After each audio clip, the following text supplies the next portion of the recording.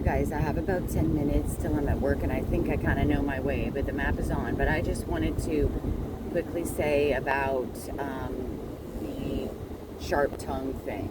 Okay, when you're in a environment where you have to be around that, and I understand I've been saying that, but a soft answer breaketh the bone is the correct way. But when you are kind of needing to be in an environment, the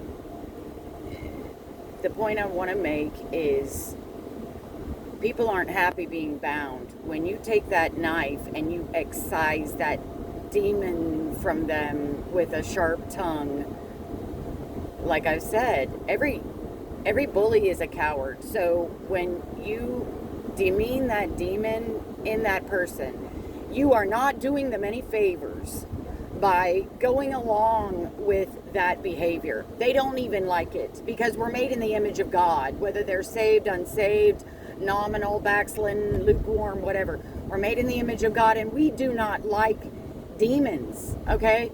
We don't like them. So when you are calling it out, like I called out that verse to him yesterday about, not yesterday, but maybe the day before, 2 days. I said, I'm not going to let you, you're a waster and a destroyer. And that's a Bible verse in the Old Testament. I said, I'm not going to let you waste and destroy me. Okay, so because that was called out, when you see it, you call it out. And then now, he is now retreating, and he's like, okay, have you eaten? Have you this? My dog has a little limp right now because he hurt himself. He jumped over my arm for the first time ever. And did a little burnout, so his arm hurts, and I said, I don't want to be running around unnecessarily. My dog follows me, and I don't want to be burning calories unnecessarily either. You can run around like a chicken with your head cut off. If you like it, you do it. I am not here to do that. I'm here to do a job. So the point is, you are not doing them any favors. Oh, the other thing is, if you're dealing with a terrorist, and I don't want to just, use that word loosely. I kind of have said it once before.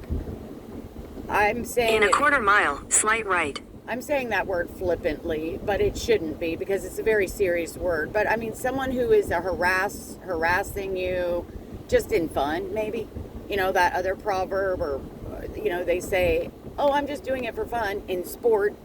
I'm just, no, that doesn't fly. Make a slight right. That doesn't fly. They think that they're pretending they're joking around when really they're enjoying it by demeaning you. So when, now I forgot what I was saying. If you're dealing with somebody like that who's mentally ill, they're not in their right mind, because anyone who doesn't follow Christ is mentally ill, and they're Continue not on Meadowbrook Boulevard for 1 mile. They're not in their right mind because of 2 Timothy 2:26.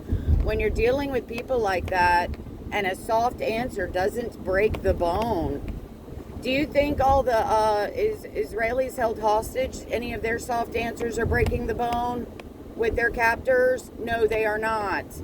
Now, they are literally captive. I'm not, and you aren't. I don't mean to, again, use the wrong example, but when you are dealing with a harassing spirit, a demeaning spirit, a condescending spirit, everything is an insult, everything is this and that, and it's your workplace, perhaps. It's your family, perhaps. Your own mother, father, your own brother, sister, your own husband, your own wife. You have to call it out. Ask God to give you a sharp tongue, because I did not have a quick wit with that. I did not have a quick wit at all. Zero. Big fat zero. And I was always just speechless, okay? I had nothing to say. And there's a psalm about that too, where David says, I did not open my mouth, and that was drying up my bones or something like that. It wasn't that one, but he says, I didn't even open my mouth. So yeah, we're not quick, because that's not how we are. We're not that way. So then we're shutting our mouth. And then another Bible verse says, God, you let this wickedness go on, and they think they're In okay. 1,000 feet, turn right onto West Randall Mill Road. That's a bad paraphrase, but he's like, you're letting it go on, and then the wicked, and it's not the Green Bay, they flourish like a Green Bay tree. It's not that one, it's another one. So because it's not punished quickly, I think, is how it begins. Because it's not punished quickly, they just keep at it. So because you're silent, At the light, turn right onto West Randall Mill Road. because you're silent, they think it's okay. So, but that's the problem. That's the problem, because, and even sometimes it'll work themselves. They'll work themselves up in a tizzy with their own insult. Continue for half a mile. And then you get it worse. You'll get it worse and then they just keep on at you, right? Well, and then finally I realized, I kept casting my care upon Jesus. I'm like, Jesus, this hurts. Jesus, I hate him. Jesus, get him. Get him, Jesus. Get him for doing that. And whatever. And then finally one day, I'm like, Jesus, I'm tired of having something to say after the fact. I want to say it right then. I mean, I guess I had to just get sick enough. And then I said, can you give me a sharp tongue that would, and let him know it's you. Let him know. Let him know it's you who did it, who spoke. In a quarter mile, use the middle lane to turn left to stay on West Randall Mill Road. And I kid you not, I was relentlessly, mercilessly, it was coming out of my mouth, and it wasn't rude, mean junk.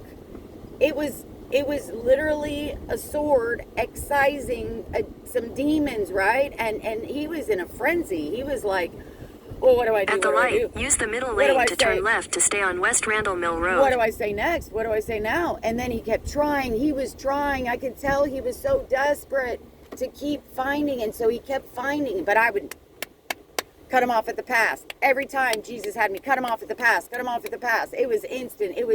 And then finally he got so depressed after a couple of days of that. I even told his wife, Sharon, I'm like, I kind of feel sorry for him.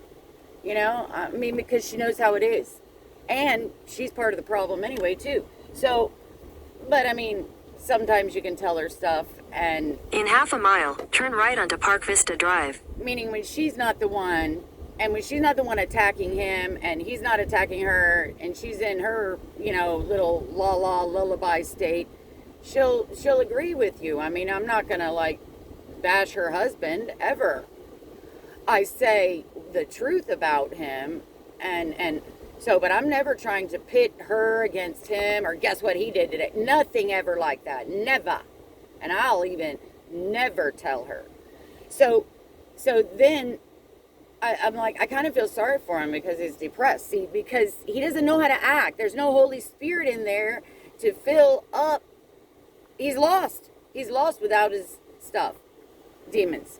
So I just want to kind of explain that a little bit, because I know I sometimes say sharp tongue here and there, but you are not doing them any favors. That's the truth.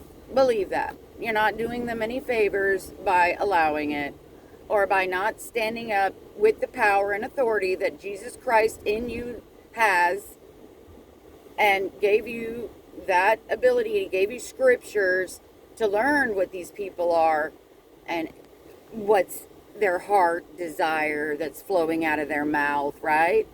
So, all right. God bless you guys. I love you. And I'm going to maybe take a day or two, I hope, unless Lord has something for me to say.